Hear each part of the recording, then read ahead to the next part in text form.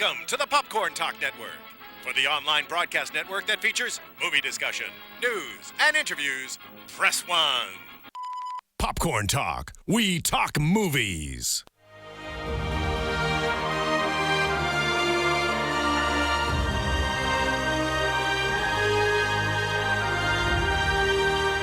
From the Popcorn Talk Network, the online broadcast network for movie talk, Alicia Malone with Scott Movie Mantz and the Schmoes Know. This is Profiles, in-depth spotlights on the greatest filmmakers and artists in motion picture history. Hello, Profilers! Welcome Shimmy, to shimmy. episode 17. You know what I mean of Profiles. Today we are spotlighting, we are celebrating the career of a filmmaker who, gotta tell you, when we say that this is our favorite filmmaker, this really is the one for me, Ridley Scott. He's up there with Spielberg. Sir Ridley Scott. Sir Thank you Ridley very Scott, much. He yes. has been knighted. He is quite amazing. He's not one of my all-time favorites, but he's definitely up there because he has done pretty much every genre you can name, hasn't he? He's done horror films, sci-fi, war movies, road movies. He's 77 years old. He's still going. He has a new movie out, Exodus, God of Gods and Kings. And, you know, he has such a great way of creating worlds. Oh, for sure. These really immersive, believable worlds. And I love light and shadow. Some people call him the Rembrandt of light. I could go on, but you tell me, why do you love Sir Ridley Scott? Well, it's exactly what you said. He's a creator of these worlds, but he can also shift gears in a heartbeat and do a character-driven film. Yeah, it's like, true. Like Thelma and Louise, like Matchstick Men. And he is a filmmaker who really does challenge his audiences, especially with seminal classics like Alien and Blade Runner and even Gladiator to an extent, and Black Hawk Down. A lot of movies we're going to talk about today because they're dark, they're so concentrated in terms of their visual style, and they're dense I movies. feel like he challenges himself as well. Like he keeps challenging himself. He keeps working at it and trying different things. And that's so rare for a filmmaker. Especially, I mean, at the stage of his game. I mean, he's producing television. He's producing movies. Of course, he's directing movies. He's already directing his next film, The Martian, with Matt Damon. I can't wait for that one. Well, I can't wait for that. While he's been promoting Exodus, Gods and Kings. And one word about Ridley Scott, our show today, we do have a very, very, very special guest joining us on the show today. We do. It's Really really special. exciting. I know. I can't believe it. Anytime we get a guest of this nature for our show, it just feels so special. Well, this is an amazing filmmaker who really, really has had an amazing, wonderful life. I think that means it's time to see It's a Wonderful Life. Roll it. Ridley Scott was born on November 30th, 1937 in South Shields, Tyne and Wear in the northeast of England, and is the older brother of the late Tony Scott, also an accomplished filmmaker. After graduating from the Royal College of Art in 1963, Scott became a set designer for the BBC, where he soon began directing episodic television. In the years that followed, he and his brother formed Ridley Scott Associates, an advertising, film, and production company that produced many top television commercials throughout the 1970s. Ridley made his feature directorial debut with 1977's The Duelist, which was nominated for the top prize at that year's Cannes Film Festival. But with the two landmark films that followed, 1979's Alien and 1982's Blade Runner, as well as the famous Apple Macintosh 1984 television commercial, Scott secured his reputation as a trailblazing, bold, and visionary filmmaker, a reputation that holds firm to this day. Sir Ridley Scott was knighted in 2003 for his substantial contributions to the British film industry, and he has been nominated for 3 Academy Awards. Wow. And Again, he never won. Never won. What's a guy got to do to win an Oscar around here? know. Well, what is it about Tony Scott when you first saw your Ridley. very first movie? What did I say, Tony, yeah. Ridley. Ridley Scott. Yes. What's your first blood for Ridley Scott? My first blood for Ridley was Thelma and Louise. Shocker. Shocker, I know. I know it came out in 1991. I can't remember exactly the year I saw it. It must have been in the 90s at some point on VHS. I don't remember the specifics, but I do remember really loving the story and and just really falling for these two women and enjoying this journey that they go on. We'll be talking a lot more about that film, but it definitely had an impact on me as a young girl. And it's so rare that you see these types of women explored in film. So I really loved it. And from there, I remember seeing Alien and Blade Runner, and it took me a while to realize this was all the same guy. Oh, yeah. They feel so different. They are so different. And amazing that when Thelma and Louise came out in 1991, it was such a radical departure for Ridley Scott after he'd done those other films. We'll talk more about that. But what was your first blood? My first blood, when I saw it in theaters when I was 10 years old, was Alien. In theaters? In the theaters. That's terrifying. That is terrifying. Did your parents take you? No, unlike with Apocalypse Now and The Shining, they did not take me. I went with a bunch of friends. Wow. And did they let you in the cinema? Philadelphia, sort of anything goes. Who cares, Yeah. right? Yeah, just pay your money. You're in. Yeah. But with Alien, I mean, we were just expecting another Star Wars. I mean, it had only been 2 years since that movie opened. And what a completely different kind of film. And this Star Wars was an action film in space. It was a fantasy. It was a fairy tale, really. It was a space opera. It was a space opera. This was a horror film set in space, and it was terrifying, very intense. And I'll never forget the chest-busting scene. Ugh. No one knew that was coming. To this day, you watch that movie, you watch that scene, it is still shocking and terrifying. Yes. And very, very disturbing. Well, I can't wait to talk more about that soon. Oh, yeah, we will. But now let's get into our Fast Five. Number 5 is... Get on that 50! Someone get on that 50! Black Hawk Down. Amazing film, released on December 28th, 2001. This was supposed to come out on March 1st, 2002. They moved it up earlier for 2 reasons. One was to qualify for award consideration, which it did. The other was because this was just a few months after 9/11, and with the political and patriotic fervor fueling the nation after that, here's this film with its Leave No Man Behind vibe. Yeah. It was very, very patriotic, and it really tied into what Americans were feeling at that time. And it was nominated for 4 Academy Awards. It won 2 for Best Sound and Best Editing, and Ridley Scott was nominated for Best Director.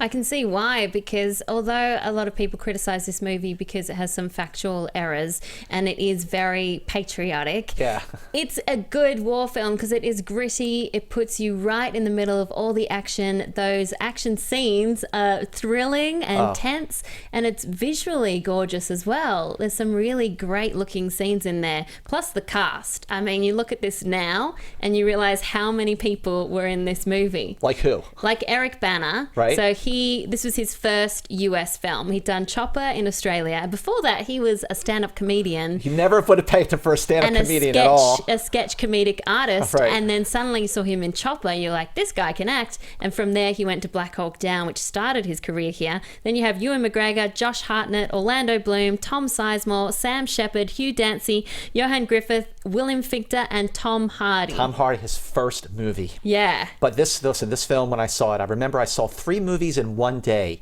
That weekend that it came out, I saw. You are a film geek. I total. And one of the movies was Beautiful Mind. Yeah. The other was Johnny. What was it? Johnny. Mnemonic. Yeah. And the other one was Black Hawk Down. Down. And Black Hawk Down was the last movie that I saw. And this is a gripping, visceral film. Really puts you in the action. It is a pulse-pounding, edge-of-your-seat thriller. 123 U.S. soldiers trapped behind enemy lines, outnumbered, overwhelmed, overpowered, running out of ammunition. And it doesn't shy away from showing what a disaster this mission was. Right. It is very authentic and it feels very real. And also, amazingly, because of the level of detail and how visceral the film is, can you believe that it's actually Ridley Scott's 3rd movie in 2 years after Gladiator and Hannibal, and then Black Hawk Down? That's right. What a role he was on. Because after Gladiator was so successful, he would have had his pick of any script he wanted, and he chose Hannibal, regardless of what you think of that film. At least it's something completely different. It is different. And then again, really different, he goes for Black Hawk Down. And I like that Black Hawk Down, although people say it is very pro-war. I think Jerry Bruckheimer said to a general in the army that they were going to make a film that they would be proud of.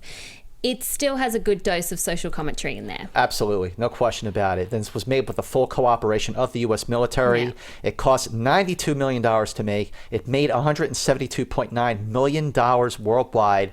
And would you believe, I'm sure you would, because I certainly believed it, that this is the favorite movie of George W. Bush. I do believe that. I believe actually. that, yes. Well, let's see what Schmoville has to say about Black Hawk Down. Tom Smith. Yay, Tom! Yay, Tom! We love Tom. We love Tom. He says Black Hawk Down is an amazing movie for many reasons, especially because of the efficient character development in the film. With a large ensemble cast, moments are effortlessly threaded through that make the characters relatable. An argument about Scrabble word usage, sketching children's books, and complaining about typing skills are just some of the moments that achieve this. They are like quick sketches, but give you enough to draw you in and really care about the characters. He makes a really great point, because those scenes where they're just talking are some of my favorites. Yeah, and that's where you really learn about character, because it felt organic. Yeah. It didn't feel like, oh, we're going to have some exposition about... And they all have different opinions as well of the war. Like Josh Hartnett is this idealist. Idealistic, yep. Yeah, I like the And differences between them. Eric Banon's like, yeah, just whatever. He's just going fine by the seat of his pants. Exactly. And Mark Tordai, another awesome profiler, says, Yay. Never before had any filmmaker attempted such a large-scale urban-based war movie until Black Hawk Down. Ridley Scott filmed the rarely seen streets of Mogadishu, and with the unforgiving ferocity of urban combat, never have I seen a war movie place so many characters in a large urban area as they try to maneuver gunfire from every single street corner and rooftop they encounter. It really is crazy. Yeah. I must give Scott's camera work applause for following the soldiers in and out of so many tight settings while still maintaining the claustrophobia and fear of house-to-house urban combat. It's true, and that's what, when you watch it now, it still feels very relevant to what is happening Very much so. right now, because before that, you got the World War II movies and Vietnam movies, which take place in very big open spaces. Sure. Often, but this does feel that claustrophobic. This condensed, dense city. Yeah, totally. But, there are so many great Ridley Scott movies, and there's so many great Ridley Scott scenes. So when now that we are up to our right stuff, our favorite scene, I have a feeling I know yours. Okay, yeah, I think you're going to guess it right. Not only is it from Thelma and Louise, Course. but it is the last shot of that movie. It is. Shocker, That is such an incredible scene. It's so bizarre in a way, because you never see the car landing. Yeah. In the cut that made the cinemas. You see it ending when they're flying. I love the idea that they wanted to keep going. They didn't want to get caught. And, women like them, maybe people wouldn't believe them. Plus then they started to commit other crimes. So they got themselves in more and more hot water. I love that they hold each other's hands and they look at each other in the eye. It's friendship till the very end. And I thought the screenwriter Callie Curry had something really interesting to say about that scene. She said, "To me, the ending was symbolic, not literal. We did everything possible to make sure you didn't see a literal death. You were left with the image of them flying. Women who are completely free from all the shackles that restrain them have no place in this world. After all they went through, I didn't want anyone to be able to touch them." Well, we're going to talk a lot about Thelma and Louise, but since we're talking about the ending now, it wasn't just that it ended, froze on the car midair, and faded to black. Yeah, it and faded to them in the car just having fun. Yeah, the flashback scenes of everything that led up to that. It made it more emotional. More hopeful. Too. Seeing them as they were, as they, their friendship. Like, it could have just cut to black, directed by Ridley Scott, and it would have been shocking enough. Oh my gosh! But seeing them just in the car, just having a good time. The other thing about that ending, because it is really one of the best endings in movie history. Yeah. It really is. Even today, and rare to end like that. You think test audience would say, "How about they just get away?" Well, they wanted. There were some options.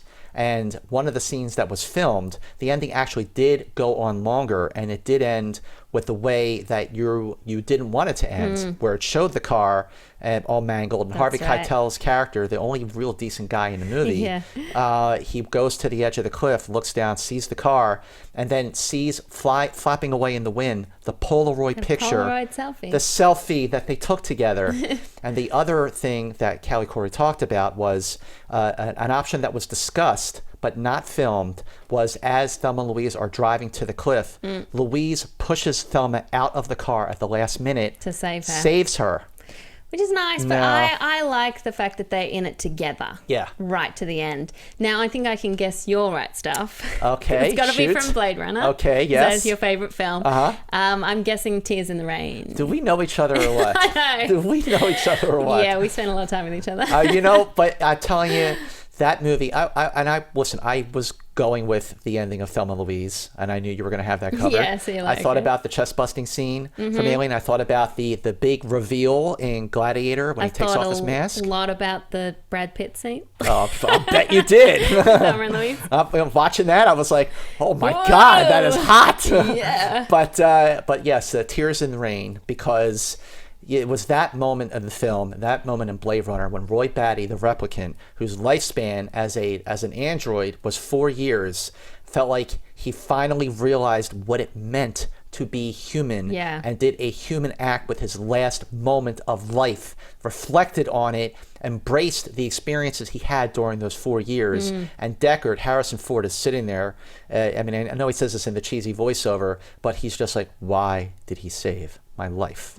And it's a haunting ending, and it really stays with you. Beautiful cinematography once again, and beautiful music. Oh, the music is great. I Vangelis' love that score music. is great. And Rutger Hauer wrote that last monologue. That's right. I've seen things you people wouldn't believe. Attack ships on fire off the shoulder of Orion. Like tears in rain. So good. Beautiful. Absolutely beautiful. Well, so many details in Ridley Scott movies. So our last detail, which is our trivia segment. Trivia segments? Let's see what we can learn about Ridley Scott and his movies. So, Hit me up. did you know? Yes. I know No. you did, but I will tell you anyway. That actor Oliver Reed, who played Proximo in Gladiator, he passed away before he could complete his scenes. Yeah. So they used CGI to create a digital version of him. And I think I rewatched it just the other night, and I think even if you don't know what to look for and you're not looking for it specifically, you can't tell. It still holds up today. It definitely does. I mean, they spent about $3.2 million to complete that scene. Yeah. And again, you're right. I mean, if you're not looking for it, and of course we were looking for it, but if you're not, it's totally natural and works. organic, and it totally works. Did you know the last detail is an all casting edition? Yeah. That some of the other actors considered for the part of Deckard in Blade Runner were Al Pacino and Dustin Hoffman. Dustin Hoffman. I liked Harrison Ford. I mean, Yeah. it's a good, not like the quintessential hero like he was as Han Solo, Indiana Jones, but still heroic enough where I don't know, I couldn't imagine Dustin Hoffman in that role. He's got the hard edge about him, Harrison Yeah. Ford, which really works for that role. I just realized that I've written down the same one as you have, of course. Did you know Tell me. that when the Alien casting director's other suggestions for actress for Ripley was Meryl Streep. Oh my God! So they you have wanted written Meryl that too. Streep. They wanted Meryl Streep because she was a bigger star. She was fresh from 1978's Deer Hunter, but her husband, John Cazale, who was in The Godfather, had Yep. just passed away from lung cancer, so they didn't want to push that with her. So they went with the more unknown Sigourney Weaver. Well, great minds, my friend. Sorry. Great minds. More casting news. Did you know that Ripley was? Oh wait, you just read that. sorry, I stole Okay, it. going back to Gladiator. The actor who was first offered the role and turned it down, Mel Gibson. I can actually imagine him as, except he's not as big and tough as Russell Crowe, but after Mad Max, he does have that quality about him. But also, I mean, And after Braveheart. It's I- too similar. It's too similar. 5 years after Braveheart, he would have done Gladiator. It's true. And also, he also felt like at 43 years old, he was too old for the role. Yeah. Which makes me wonder, how old was Russell Crowe when he did it? I know. Well, Obviously, a little younger. let's find out more about that movie, shall we? With our Right Fast now. Five number 4. Are you not entertained?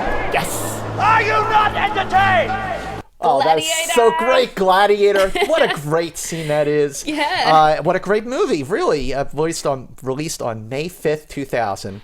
And it revived the long dormant Swords and Sandals epic, a genre that I never really cared for and still don't. I don't. I do not like sword and sandal epics at all, and I don't like what Gladiator spurned, because after the success of this movie came, Troy and 300 and Yeah. Clash of the Titans.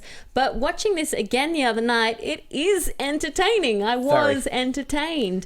And I think it's for several different factors. So this is what I'm thinking. Okay, so number one is, of course, the plot. Yep. It's almost a Shakespearean tragedy in Yes. there, father and son, and lots of revenge. And it also follows the very standard Joseph Campbell's hero's journey. So it's very simple, but it works. And that story has been around for a long time for a reason. Number two is the world. It is a believable, immersive world. You feel like you're there. It doesn't feel fake at all. It felt Rome had never been filmed like that before. Yeah. And it wasn't like a cheesy, typical cliche-ridden Rome with men being fed grapes by half-naked Maidens. women. Yeah, I mean, it didn't have those cliches. And then number three, of course, the action. Yes. You go straight into the action with that big battle scene. And Unleash then hell.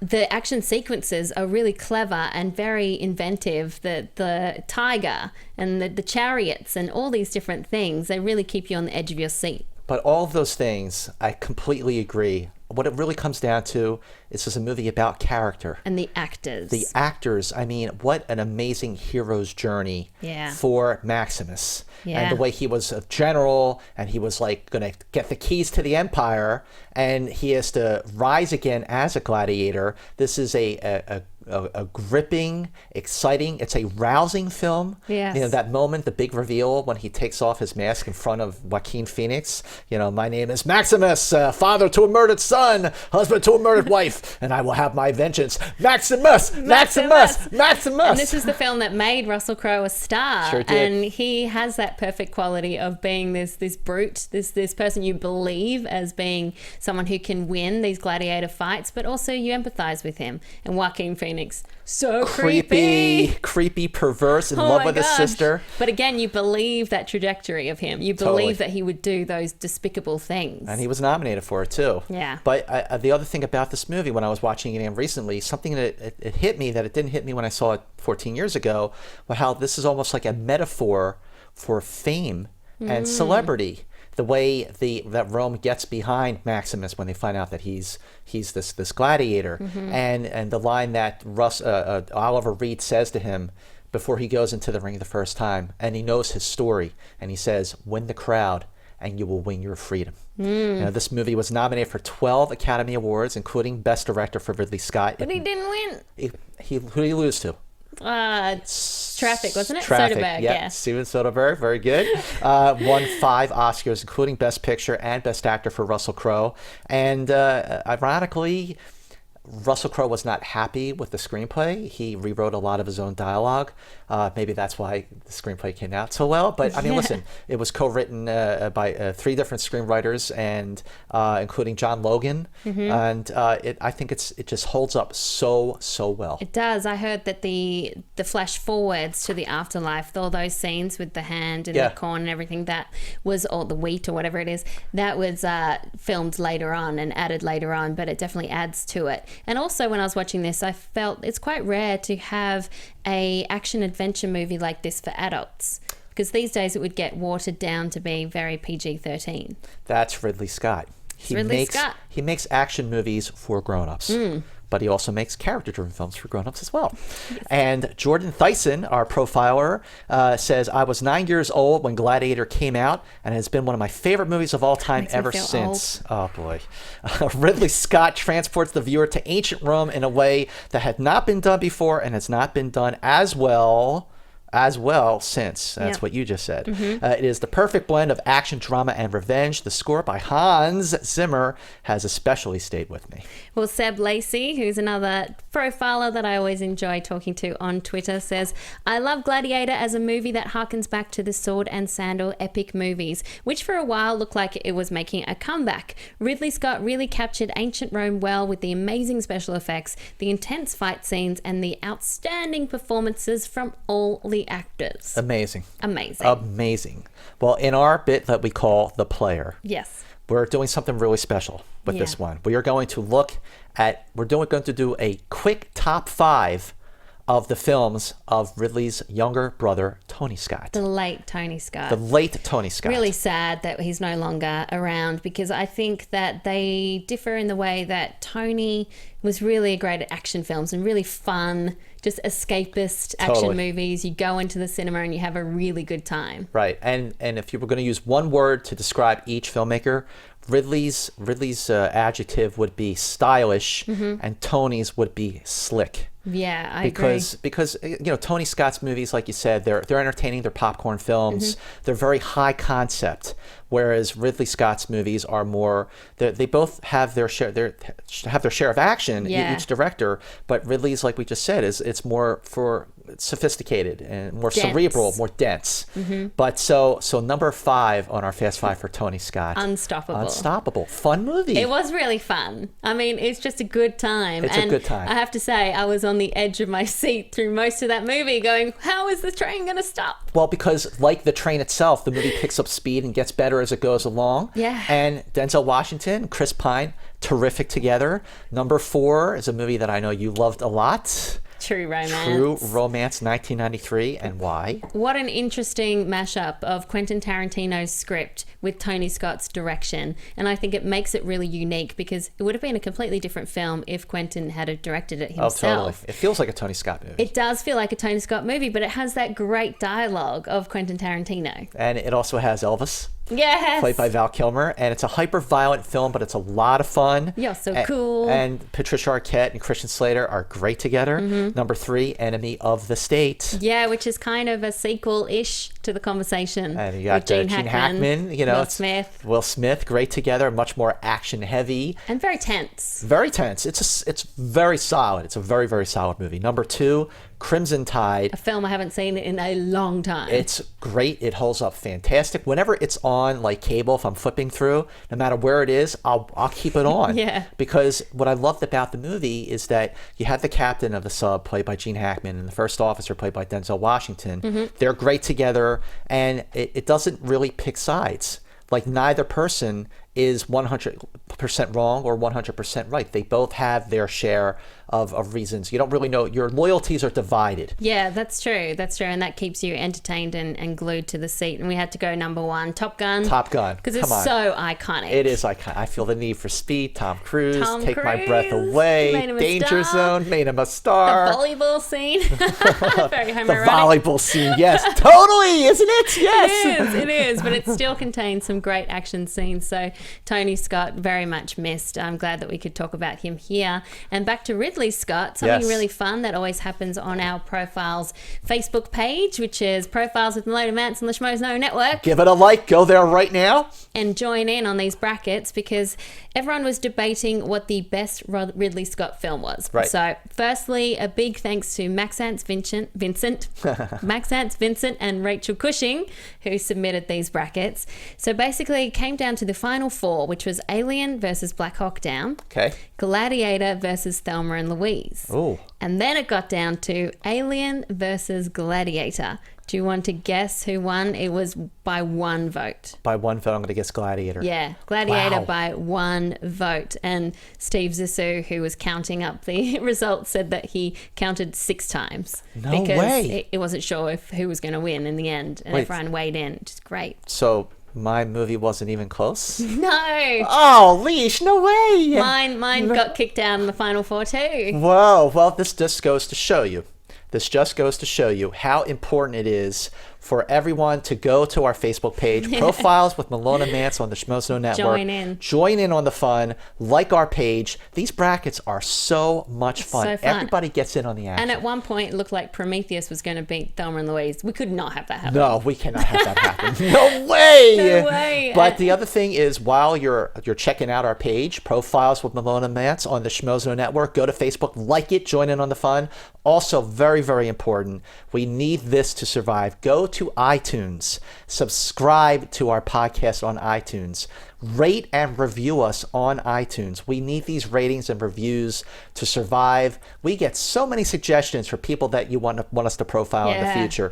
Actors, directors, actresses, composers. What a great idea. That's a great idea. And we could even branch off and profile Pixar, profile Marvel. Well, I think another show's already doing that. We won't say who because this is going to be a surprise for a later episode, but we just spoke to a big name star about Profiles, and he was like, but won't you run out of filmmakers? We're like, no. know. Because we have actors, and he was like, great answer. Great answer. This can go on forever, but only with your help. Subscribe to our podcast profiles and rate and review us. And also, yeah, if you want to see us in action, then you should go to youtube.com/Popcorn Talk Network and give that a subscribe, because you'll see a new Profiles episode every Wednesday. Every Wednesday. And right now, we have... What do we have? We have our big picture.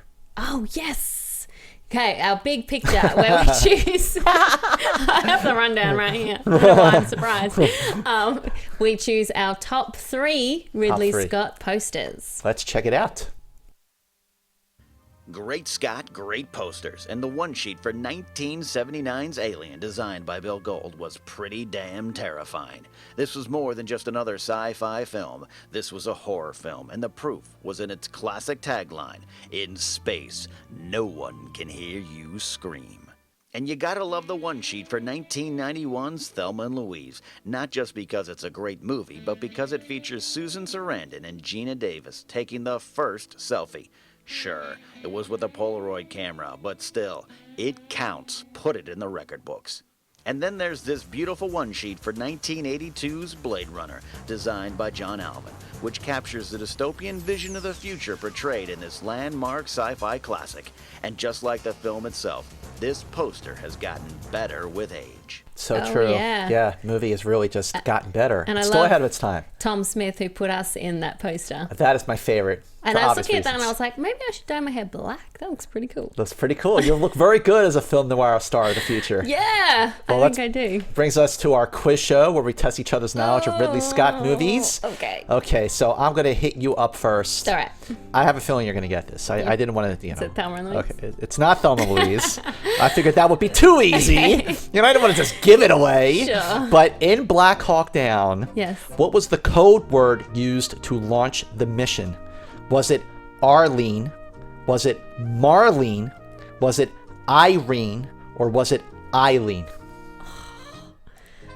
Marlene? It was Irene. I can't remember. I just rewatched that I just yesterday rewatched it, too. and when he said that, I'm like, "Ooh, that's a good trivia That is question." a good trivia question. Well, one for you, which is probably just, you're just going to have to guess this one, but I thought it was an interesting fact. Okay. How many projects does Ridley Scott have in development according to IMDb right now? Right in now? development. Okay. A, 26 projects. B, 35 projects. Or C, 54 projects. Wow, does that include producing and TV and everything. Is it 54? Yeah. Get the hell out of here! I mean, sometimes IMDb is not correct, but apparently he has 54 different projects currently in development, of course, including The Martian, which I cannot wait. I'm exhausted just thinking about that How schedule. does he keep up with that? How does he keep up with it? That is why we are profiling him, because this is an amazing filmmaker. Amazing. And let's go to our Fast Five Number 3. Let's not get caught. What are you talking about? Let's keep going. Let's keep going. Thelma and Louise, released May 24th, 1991. Cost $16.5 million to make. Domestic box office was $45 million. Alicia, I know this is a very, very special movie for you. So my question is, you said you saw it when you were young. Yes. You liked it. They made an impact on you. But tell me about your first blood when it made a bigger impact on you. Oh, a few years ago, I rewatched it and I just realized they don't make these films anymore. And actually, it was pretty rare at the time, too. You know, a movie about two women, and it is just about their friendship. The men don't really matter. And yeah, the men are kind of violent, but you do have the nice ones like Harvey Keitel. So I don't think it's completely man-hating. Michael Madsen is Michael all right. Madsen, he's you know, cute. He tried. He tried. Yeah, Brad tried. Pitt, you know, does some bad things, but he's really sweet at the same time. So I don't agree that it is man-hating at all, but it is very empowering for women. Because Absolutely. Gina Davis and Susan Sarandon, at the time they were 35 and 45, Hollywood would say that they are past their prime, and they were gorgeous. And being pretty was the least interesting thing about them. It was all about their journey and how they started versus how they finished. It was written by a woman. She was one of the handful of women to ever win an Oscar for Best Screenplay. Very, very worthwhile. And these days, it's a small percentage of women that are protagonists in movies, and if they are, then they're usually there for a love interest or there's some kind of guys involved. movies that are about female friendships and tell truths about women are very few and far between, and totally that's why agree I with you. think it's so important. And it's kind of a shame because usually in Hollywood, if a film does really well, and this was a commercial success as well as being a big Oscar winner and got a lot of nominations, usually Hollywood would try to recreate that again and again with different people, but the same kind of flavor. They didn't do that. They haven't been able to. They haven't been able to. Because this is a movie, like you said, Callie Corey, screenplay, won the Oscar. It was nominated for 5 other Academy Awards, including Best Director for Ridley Scott, and including both actresses, Susan Sarandon and Geena Davis, were both nominated for lead actress, which is great. Listen, this was a controversial movie at the time. I'll never forget when it landed on the cover of Time magazine and with the tagline that said, "Why Thelma and Louise Strikes a Nerve," because people thought it was male bashing. People thought it was a feminist movie. Yeah. And listen, I definitely notice that the men don't look that great in the film, but that happens a lot with women in movies. Exactly. Look at Martin Scorsese's movies. Yeah, a lot of times his women aren't portrayed in the best light. And I remember reading stuff about people saying, well, the women are killing all the men. That's unfair. It's like men get killed in movies all the time. It's only because a woman's killing a man that people have problems with it. And I read this great article, came out in 2011, which was the 20th anniversary of Thelma and Louise. Yeah. And it was called The Last Great Film About Women. That is still true. It's still true. Just watching it again, because I hadn't seen it for a really, really long time, it is just a great movie, period. It is. It really is. And Yeah. and I remember when we were doing our Fast Five list, when we were coming up with our Fast Five list, originally we had put Gladiator at number 3 and Thelma and Louise at number 4. But when we watched it again, just the cultural impact of this movie. Iconic. It is absolutely iconic. That ending was daring. Exactly. And stylistically, this movie is a Western. It is a Western. And the horse is that 1966 Thunderbird. Yeah, which I love that car. I love the way it looks. It's so beautiful. The cinematography of America makes you want to go on a road trip. It does, doesn't it? Maybe not hold up places on your way, but it makes you want to go on a road trip. But it is true what you say. It is just a good movie. I point out all the stuff about women just because I want to show that it was an anomaly and how it hasn't happened again. But if you forget all that, it's entertaining to watch. It's so entertaining, and it's Bonnie and Clyde with women. It's Butch Cassidy and the Sundance Kid with women. And again, like you've said, the cinematography, the beautiful vistas of the desert, and just this road trip. I love the scene. It's pretty subtle. It's, of all the great scenes in this movie, it was just something that really struck me. It's sort of a little montage when they're driving through the desert, and it's at night, and their faces are being lit up by the lights on the dashboard. And at first, their faces look very serious. And it starts with Susan Sarandon, then it goes to Geena Davis, then it goes back to Susan Sarandon. She's starting to creep a little smile, and then it goes back to Geena Davis, and they're both smiling like, "Yep, we've taken control of our lives." Yeah, who knows how long it's going to last, but it's funny because by stepping into the life of crime, they feel like they're discovering themselves. yes, exactly. great. And it's that scene at the end of the movie again.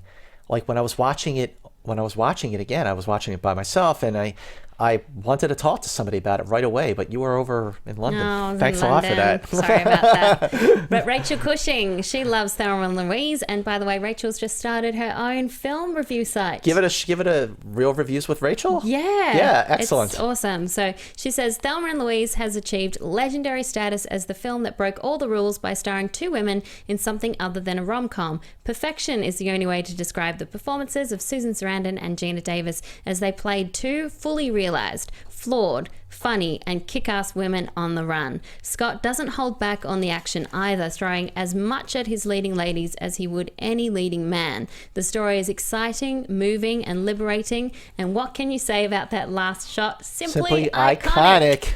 Wow. Well, Lynette Charles. We love so Lynette. great. She's so sweet and lovely.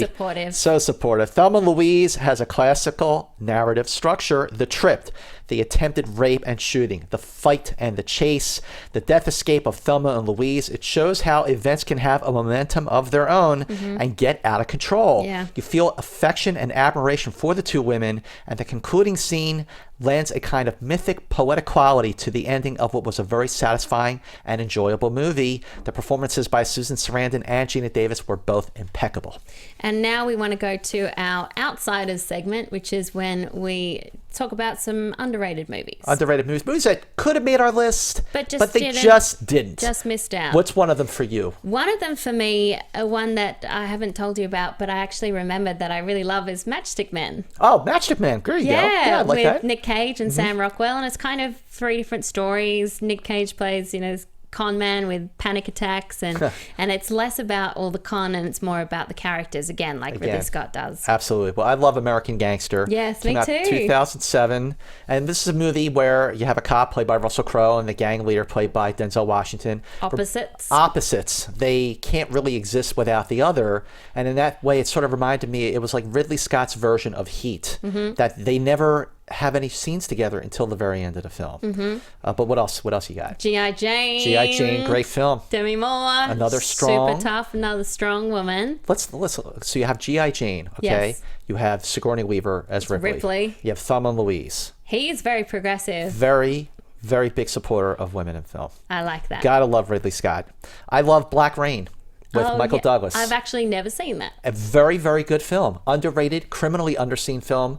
It was the closest to being a true action star hero that Michael Douglas ever got after Romancing the Stone. Yep. And it's a very, very good, it's a suspense thriller. He's taken on the Japanese mafia.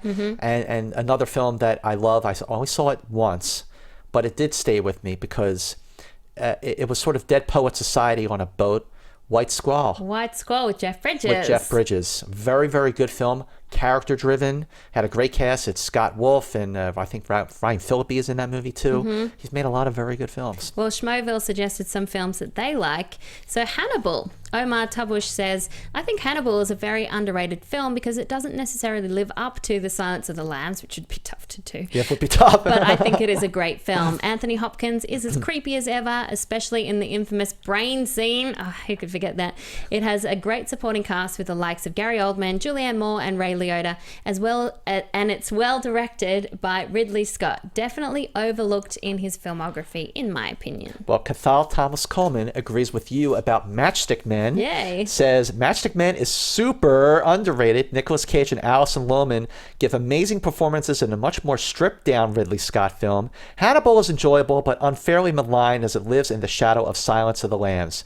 Black Rain is a great American cop versus Japanese film. Michael Douglas is solid and Andy Garcia gives a charming performance as his pal. The karaoke scene is fun and the car park stalking scene is very tense and leads to the film's most memorable and shocking moments. Way to go, Cathal. So he likes both Matchstick Men and Black Rain. There you go. A little from column A, a little from column B. Well, now let's go to our Fast Five number 2, which is... He's not coming out without tearing his face off with it. Ooh, Alien. Scary as hell. May 25th, 1979. Nominated for 2 Academy Awards and won 1 for Best Visual Effects.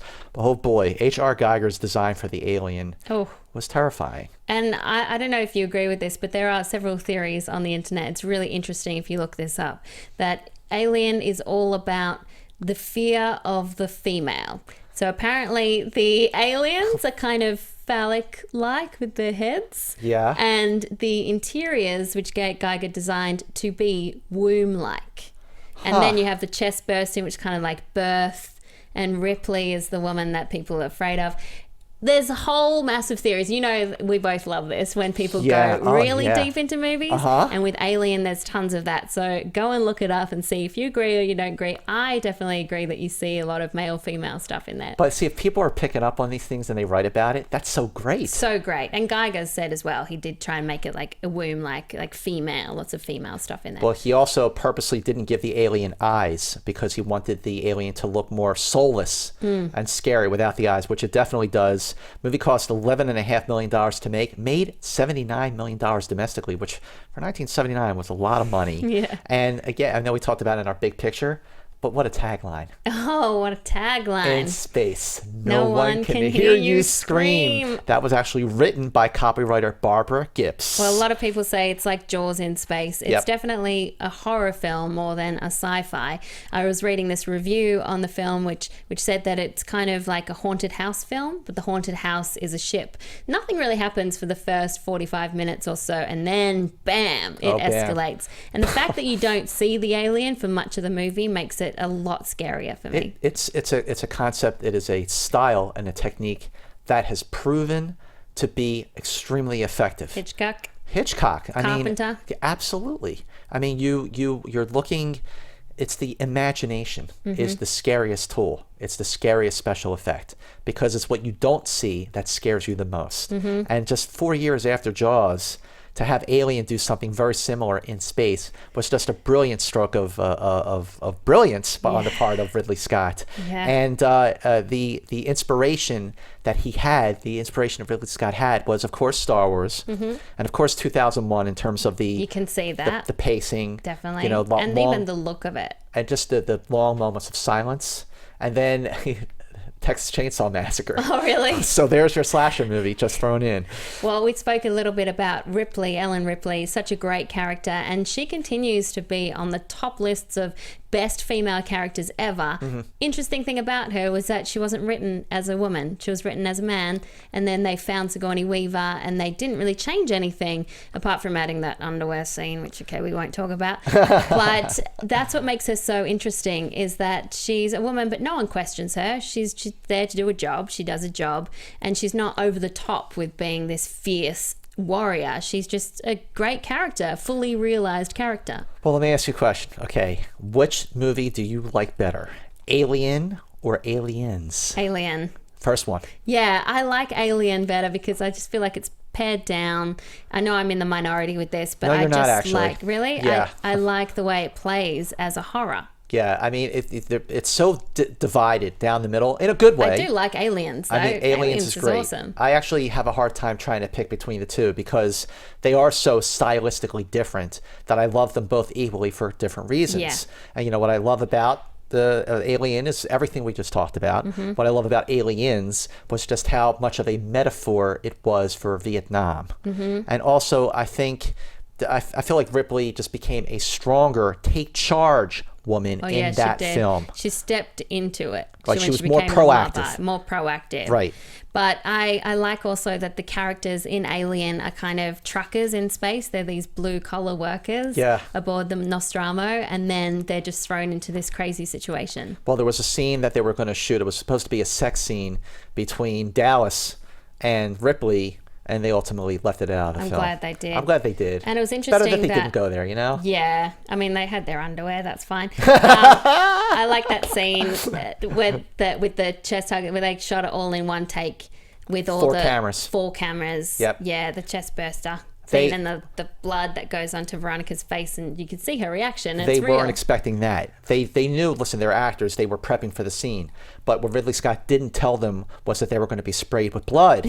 So when the first tries to punch through his chest, you're right, the reaction, especially on Veronica Cartwright's face, is genuine surprise. That's awesome. And Thelor Mendoza, our friend from Schmoville, says, Alien is one of my favorite movies of all time, one of the best sci-fi horror movies ever. The mystery and the incredible suspense of the alien lurking around the Nostromo makes this movie the scariest of them all. It really is like Jaws.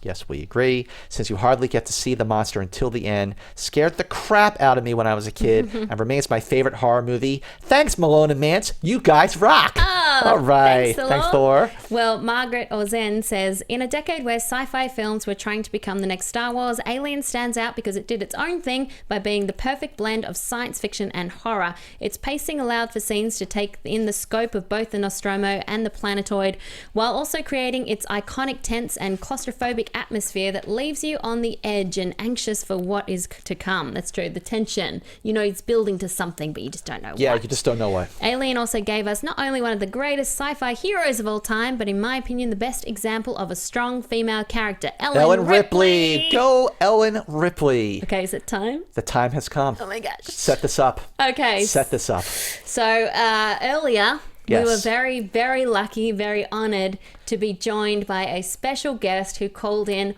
all the way from Europe just to talk to Profiles. Let's not reveal who it is. Let's just play it. Let's just play it. Roll it. Ladies and gentlemen, we are so honored to have with us on Profiles Sir Ridley Scott. This show is all about you and your film Exodus, Gods and Kings, your amazing career. You are on the line, Profiles with Alicia and Scott. Thanks so much for joining us. Thank you. Thanks for that rather splendid introduction. We're so excited to talk to you and to talk to you about your new movie, Exodus, Gods and Kings. So can you tell us how you came to direct this one, and was it important to you to ground the biblical events in reality? Yeah, I'll answer that first, because I wouldn't have attempted to do this in any other form other than, if you come away from that, it becomes a fantasy, and you can't do that with anything that's the basis of such an important character in our history, such as Moses. So I was always ground-based in reality, always. That's the key for me in almost anything I do. And then the first part of the question was, I was offered it actually by Mr. Peter Chernin, who'd spent a couple of years actually evolving something, I think it was called Exodus at that particular point. And he said, take a read, it may not be for you, but let's see what you think. But from that, I discovered on reading it, I knew absolutely nothing about Moses whatsoever, other than the baby in the rushes and the tablets at the end. And so I was so enamored with him, it began a conversation, away we went, and here we are talking. Well, the thing about Exodus that impressed me the most was not just the scale of it on a biblical tale, but the way it was really more about two friends, two like brothers in a sense, who literally have a major falling out and coming apart. That to me was really the crux of the story. Was that really what you were going for as well? Yes, because once it begins that way, you get brothers or half brothers, or they're kind of more, if you like, so respectful of each other that it's there's an affection definitely there, and that except one will be king and one will not be king, and the one who will not be king is perfectly happy with that. In fact, does not want anything of that kind of accolade, and also is a person who we establish as being somebody who has no any other sense of a spiritual side to him, other than he's a complete atheist. Yeah. And whereas to be a pharaoh, you would have to certainly take on board you have 1,000 gods. When you become pharaoh, you're going to become one of them. So if you deny that, and of course we believed and we know, and I think Moses felt at the time, being a man ahead of his time, that of course the 1,000 gods made no sense whatsoever, and it was fundamental propaganda. So you start off in a funny kind of way with a very modern context, but always staying as closely as I could to the original, story from the Old Testament. Well, looking at your career, you've got Gladiator, which is fantastic, Kingdom of Heaven, now Exodus. Would you say you are particularly drawn to these big period epics? No, it's whatever, fancies, whatever takes my fancy. It's a very English expression, though. Australian as well. The big plan with me is that there is no plan. I kind of bounce from pillar to post, where I'm in constant state of developing material that I want to do. So, for instance, right now, I know I'm right in the middle of what in Budapest of what I'm doing next. I'm halfway through, and I know pretty well what I'm going to do next year. And I always work ahead of the game, and that usually is development, because you cannot ever rely on having a script sent to you that you're going to want to do. Right. So I learned that very early on. And if you believe that, you're suddenly going to get horrible 2-year gaps. Yeah. Well, because you do have so much going on. I feel like you're at the busiest stage of your career ever, between the television that you've been producing, the films you've been producing, and the movies that you are directing as well. And just because you do sort of have a full slate for the next couple of years, I just would love to know, what is it that inspires Ridley Scott? What is it that when you read something or you're developing something, you just go, yes, this is what I'm going to spend the next 18 months to 2 years of my life doing? Well, I was briefly, I'll keep it as brief as I can. Academically at school, I was 0, which, is not unusual for a lot of people. And I didn't know where I was going, but the one thing I could do very well was draw inordinately well. And because of that, I got into some very good art schools. And by getting into art school, I found my vocation in life. And I'd have been happy to be an art master, providing I could paint at weekends. And but it went further than that because I got into the Royal College of Art, and so the whole thing starts to evolve. And by then, I'm in London. I'm paying great attention. Inveterate member of the National Film Theatre, so I'm seeing a lot of foreign films. So I got into foreign films fairly early on, and became passionate about the idea of making films. No film schools at that point. So I followed my nose into BBC, and from that moment on, I gradually evolved into being a director at BBC. And suddenly I thought, my God, I'm going to actually try to make a film one day. Ironically, I never made my first movie till I was 39, till I was 40. Wow. Wow. That's amazing. And would you say that your approach to Exodus has changed from your approach to Gladiator all those years ago? Well, Gladiator was an entirely made-up, good concoction of simply, in a phrase, a revenge film. Yeah. It was introducing a guy who would be a big star to the screen, Russell Crowe. Yeah. And we made up back that Maximus was the Spanish general, because there would have been Spanish generals. There have been English generals, kind of Anglo-Saxon generals, would have to be half Roman, actually. But Marcus Aurelius was real. Commodus was a real son of Moses. I said Moses. Of the emperor who never set foot in Rome for 17 years. He spent the last 17 years of his life in Germany. Marcus Aurelius never actually managing to defeat the Gauls until they finally came down to Rome and sacked Rome. So we took a lot of the real characters and evolved a story around them. Well, in doing this profile special on you, Sir Ridley Scott, we were really amazed, sort of going back and realizing the impact, the cultural impact of the movie Thelma and Louise, which is almost amazingly 25 years old. And, looking back on the impact of Thelma and Louise, you got nominated for director, Callie Corey won screenplay, and both Gina and Susan both got nominated for Best Actress. How proud are you still of the impact of Thelma and Louise all these years later? Well, I was surprised at the impact. I was certainly surprised to see them on Time magazine cover. And Callie's script had come to me, for me as a producer. And I went around, because I had the production company then, and I went around 5 directors, I won't say who they were, saying, you, and everyone had a problem with it or didn't think there's anything there. And a couple of them said, well, I got a problem with the women. I said, well, actually, you're meant to, dude. This film is about you.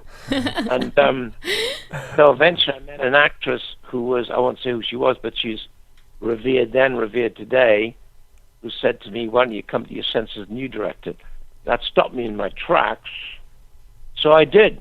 And out of that, I always figured, I looked on Thelma and Louise as, I tend to think of things in epic terms. And I thought this was an epic journey with 2 women, which would evolve into what, in essence, was the last journey.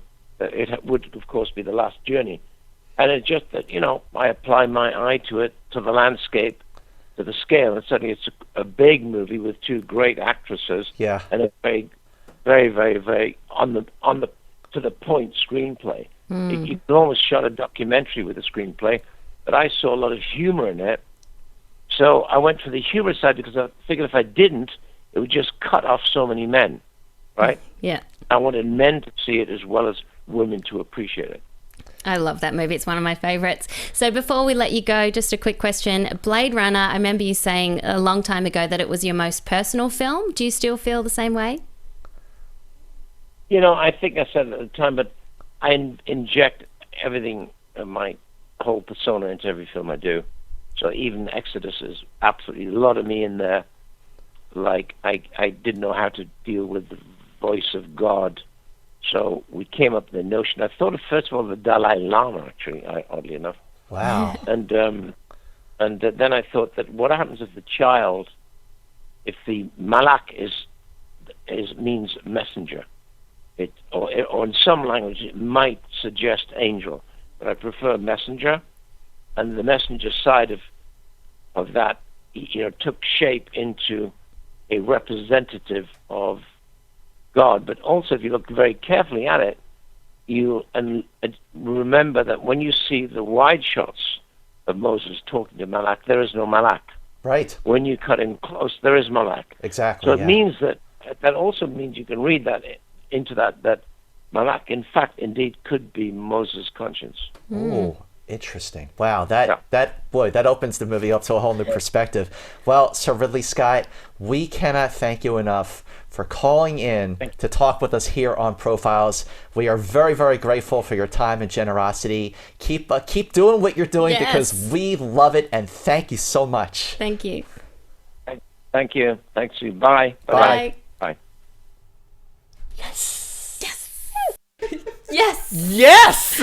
I love how we hold it together when we're on the line with people, and as soon as they hang up, we're like, oh my God, what just happened? Okay, wait. Ridley Scott. Sir Ridley Scott. Thank you very much. Just called into our show Profiles to talk with Malone and Mantz. Come on. Major high five-ish going on here. Major high five-ish. One more time. One more time. One more time. One more. You can do it, Miss Malone. One more. It hurts too much. Profiles Ridley Scott. So why don't you tell us a bit about Exodus? Exodus, Gods and Kings. I think this is his best epic since Gladiator.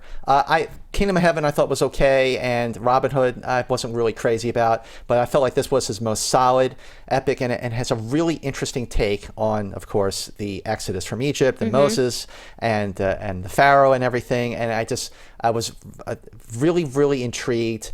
And I think it's a very solid film, and I definitely would recommend people see it on the big screen. And it's in 3D, which is also interesting because he's never done a 3D movie before. So you see Joel Edgerton in makeup coming straight at you. Exactly. Yes. But now, this brings us to our number one movie on our Fast Five, which is... I've seen things you people wouldn't believe. Blade Runner. Blade Runner. Your favorite film ever. Ever.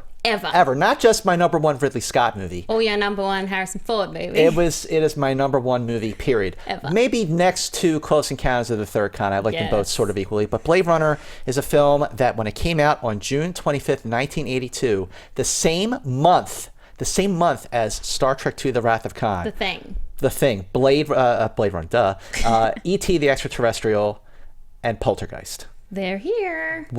What a month. And I was 1 year old. You were 1. Thank you. I was 13. Thanks so much for that. Sorry. Oh, little Alicia, 1-year-old Alicia. It's rare that I can feel Malone. young these days with all these people born in the 90s. It's been a while since I felt young. But you're only as old as you feel, so that puts me down for about 22. Yeah. But this is a movie that was nominated for 2 Academy Awards, including... Best, yes it is. Who could that be? Someone important? No.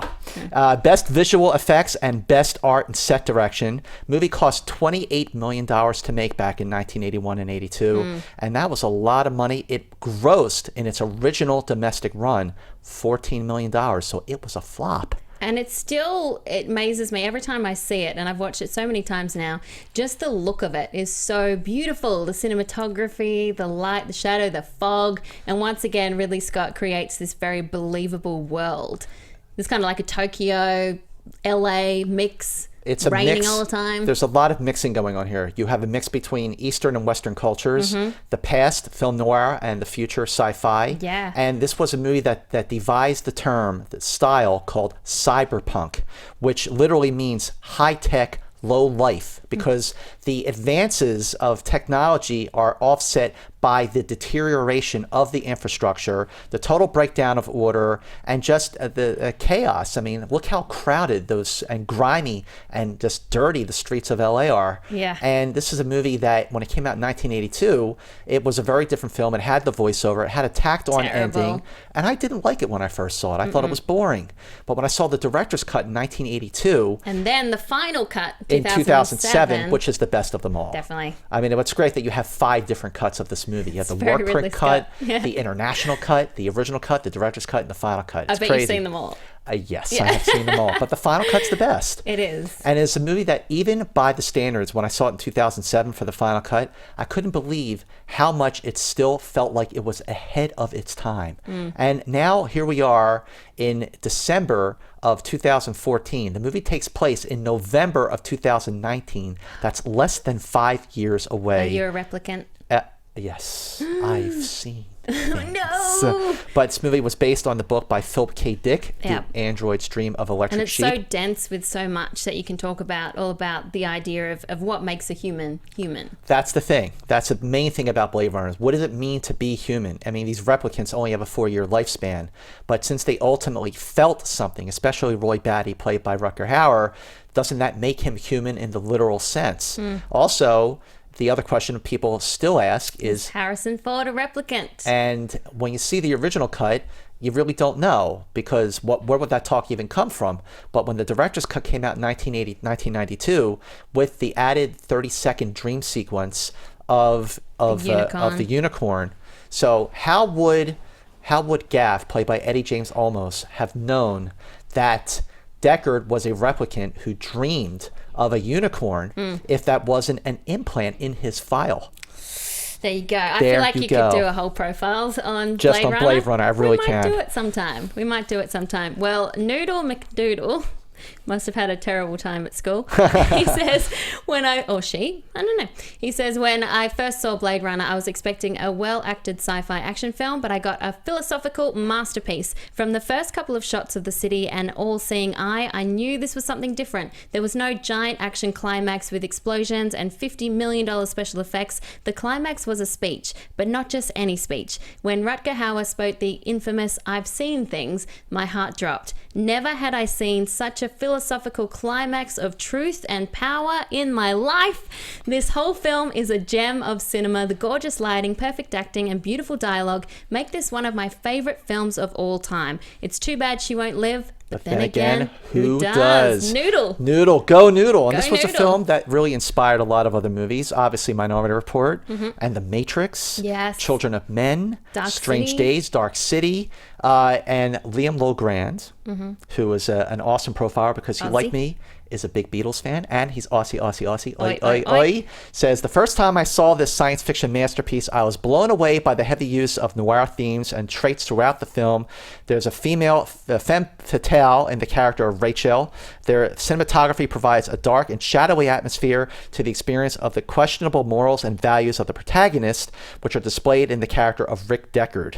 Scott was ahead of his time, still is, providing some of the best visuals on par with 2001 and Star Wars. The film is a slow burn, but it's the stuff that great dreams are made of. Hashtag film geek, hashtag profiler for life. Yes, Liam, we saved the best for last. This is why we love Liam. And now that brings us to the end of our Ridley Scott episode. Let's recap our Fast Five. Coming in Number at 5, Black Hawk Down. Number Number 4, 4, Gladiator. Number 3, 3, Thelma and Louise. Number 2, 2, Alien. Number 1, 1, Blade Runner. Woohoo! That is done. But who do we have next week?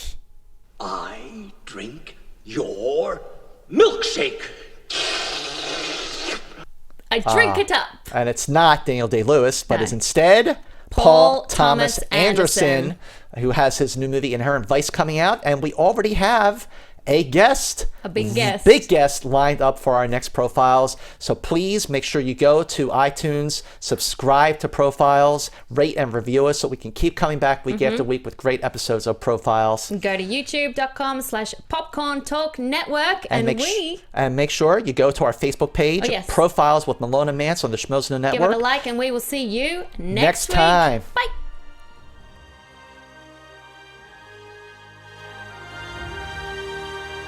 From producers Maria Menounos, Kevin Undergaro, Phil Svitek, Christian Harloff, and the entire Popcorn Talk Network, we would like to thank you for tuning in. For questions or comments, be sure to visit popcorntalk.com. I'm Sir Richard Wentworth, and this has been a presentation of the Popcorn Talk Network. The views expressed herein are those of the hosts only and do not necessarily reflect the views of its owners or principals.